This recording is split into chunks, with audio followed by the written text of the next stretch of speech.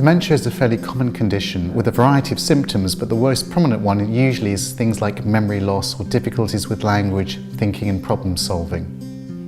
Dementia affects about 1 million people in the United Kingdom, and the way we look after patients with dementia is totally dependent on the research that's been done in the past. So if we want to improve our current treatments and develop new treatments, it's essential people take part in research for the future. This film from the Bristol Dementia Health Integration Team is to help you find out about what research is going on locally and how you can be involved in taking part in research. Bristol has created the Dementia Health Integration Team. This brings together a group of professionals in the city, all of whom are working together to transform dementia care.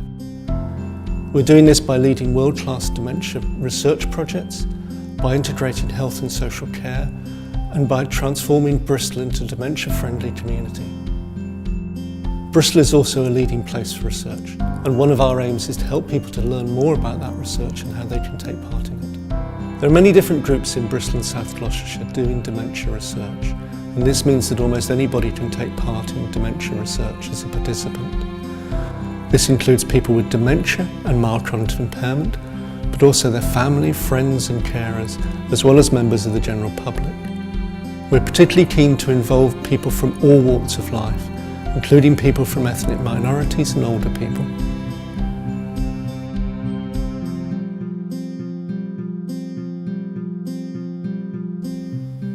There are many different types of research you can get involved with. Some are led in Bristol, some are national studies. The sort of research we do depends a little bit on the question we're trying to ask. For example, if we want to look at whether something slows down the progression of dementia, we usually undertake what's known as a trial, which usually involves taking medication, but not always. For example, the RADAR trial being led in Bristol involves patients taking a tablet that we normally use for blood pressure, but we believe it may slow down the progression of dementia. If we want to understand what might cause dementia, we might do studies that look at people's genetics or biology, or for example their lifestyle, the sort of diets they eat or where they live. We've just finished another study called the Timely Project, which looked at how GPs can use tests to make the diagnosis of dementia, try to work out what are the best tests we can use. Finally, very importantly, it's important to see how dementia affects people's lives and the lives of their family and carers. So for example, another project's recently been interviewing patients from the Asian, Chinese and Caribbean community to see how we can best improve the quality of their lives. If you do decide to take part in research, it may not directly help you, but we find that many people who do take part in our research feel very rewarded by the experience, and they know that what they're doing may help future generations of patients and their families.